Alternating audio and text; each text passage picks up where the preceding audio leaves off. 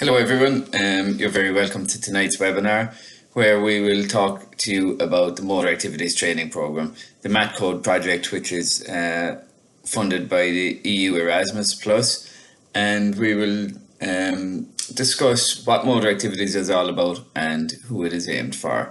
My name is Shaun and I'm delighted to be here with you this evening to go through this information.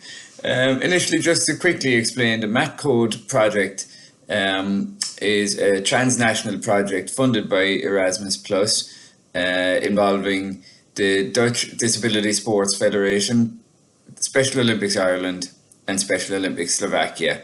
We're also very grateful of the support we received from Avista, and particularly Carmen, who is the recreation facilitator within Avista, and she's also their motor activities coach.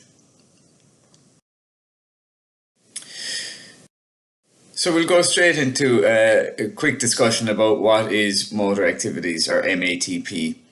And each word, I suppose, is important here. The Motor Activity Training Programme. So motor, in terms of motor skills, it's a programme to help athletes develop gross and fine motor skills through lots of fun, engaging activities. The training aspect is really important, so it's not just doing activities for the sake of it. It is about training and progression, learning new skills and developing those over a period of time. And that leads us into the program. It's not just a one-off, or it's not just some ad hoc sessions one after the other. It is a program. It's planned. It's structured over a period of time in order to facilitate the athlete to progress.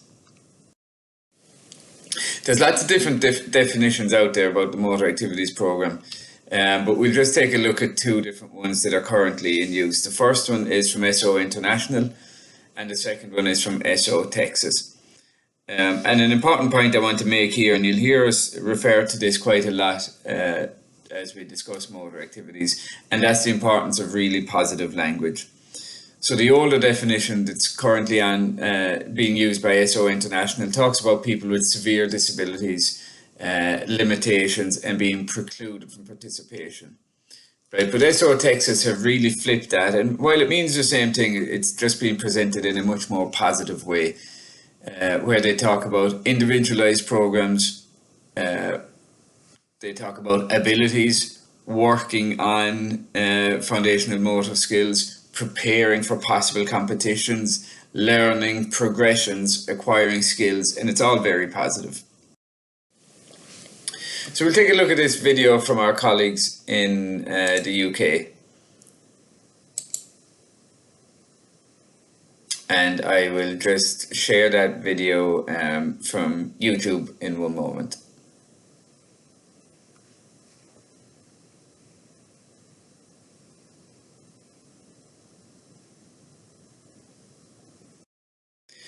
Okay, and so to move on and discuss a little bit about Special Olympics, Motor Activities is a Special Olympics programme. So here in Special Olympics, we are the world's largest sports organisation for people with an intellectual disability, founded by Eunice Kennedy Shriver in 1968, and now it has grown to having more than 4.7 million athletes across 169 countries. There are over 1 million volunteers worldwide. So that's just a background on Special Olympics, and I'm sure many of you are involved already, or if not, a quick Google search of Special Olympics will find a lot more information for you. So who can benefit from participating in motor activities? Again, we talk about people with complex support needs, with PIMD, which is profound intellectual and multiple disabilities, or severe or profound intellectual disability, or people who cannot do other sports. In the centre of that is a service user, a client, or a student. And to go back to the positive language, I'm going to just flip in, and now we're talking about who can participate in motor activities. Well, first of all, anyone in motor activities is now an athlete, and it's an important word to use. And they're an athlete who would like to develop maybe gross motor skills, fine motor skills, some fundamental movement skills, or an athlete who just wants to try sport.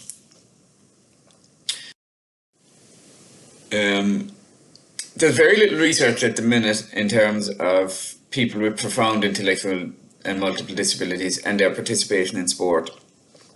But what we do know is that there is a lack of variation. It's very passive in nature. It's often being brought to activities to watch rather than to actively take part.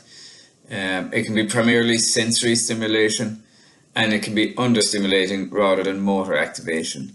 So that's the research we have to date, but hopefully there'll be a lot of research going on at the minute and into the future that will help inform us on this area as well.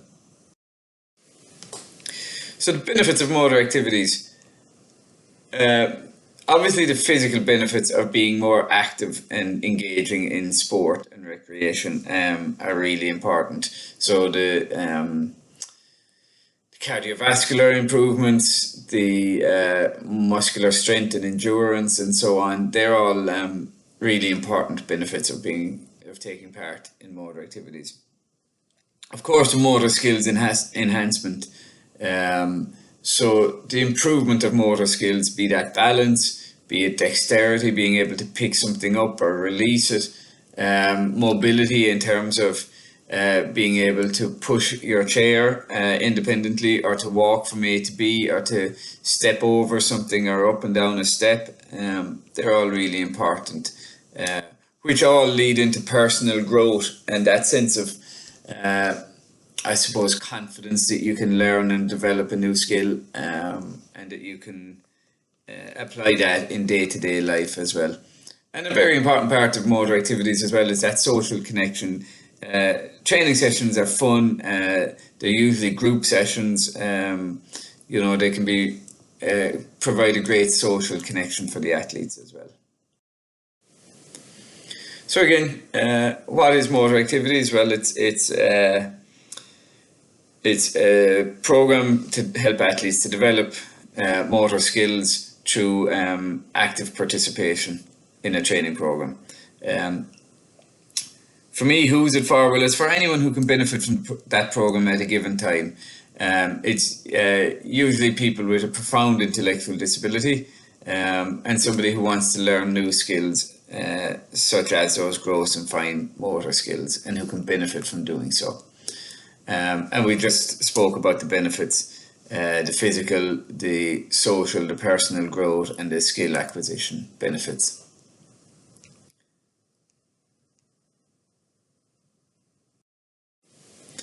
I like to use this picture here, where it just shows that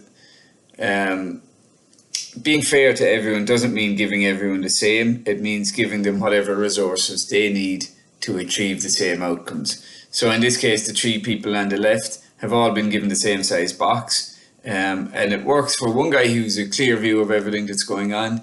The guy in the middle can just about see over the fence, and the guy on the right hand side cannot see.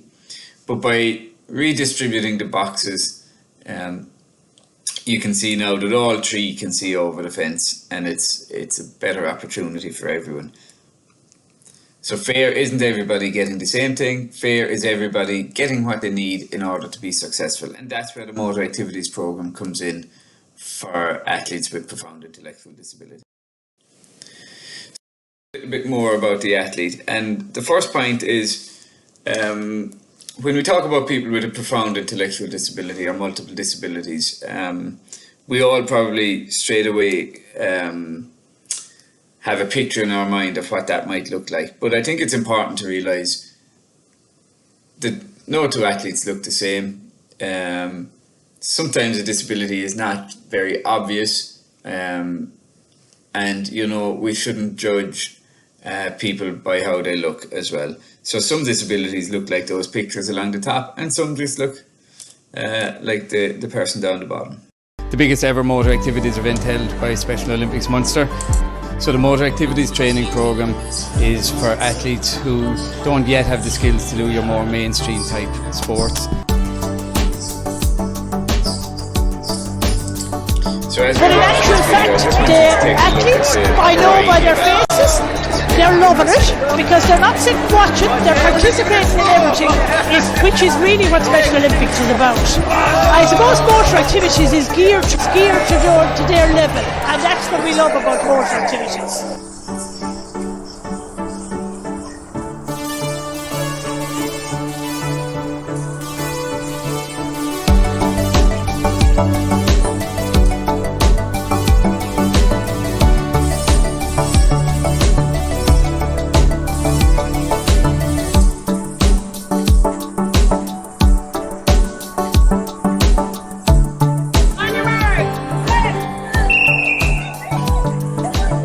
yeah, the staff are proud, I suppose, as well. I actually saw some at indoor games. I was at Knockham Down here, this station, a little while ago, and we had some staff with tears, and and just so happy to see.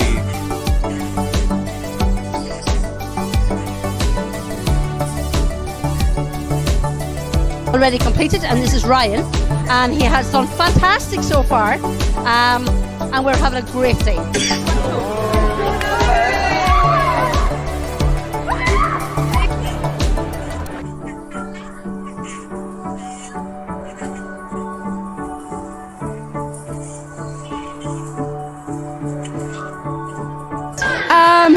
I just think seeing people accomplish their goals, like whether it's small or big goals, I think like everyone has personal goals, and to see them accomplish it and that you had a small part in it, I think it's really amazing.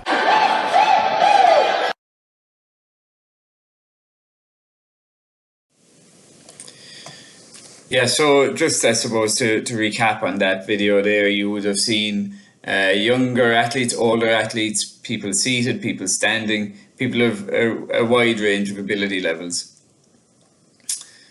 What we'll do when we meet in person, we'll do a little exercise on what you need to know about an athlete before they join the program. We will then decide, well, do you need to know that, or is it a nice to know piece? And we'll discuss how this differs from other sports. But it's a difficult piece to do online, so we will wait until we meet in person to do that. I suppose it's also important to take a look at athlete assessments. And this is something that we would ask you to do, when an athlete joins your motor activities program. And we can provide you with some tools to help you to do that. So we'll keep these assessments quite simple. We will ask the athlete and ask their care staff or a family member or whoever is with them as well. And it's all about getting some positive information and supporting you to develop that program for the athletes. So again, we'll touch on this a little bit more in person, where we'll talk about what do we need to know, who needs to know it, and how do we manage and plan a program based on that information. So again, thank you all for your attention today. I look forward to expanding a little bit more on this information when we meet in person, and we will also do some practical sessions and deliver some activities, and we'll have some athletes coming in as well. Hello everyone, you're very welcome to tonight's webinar, where we will talk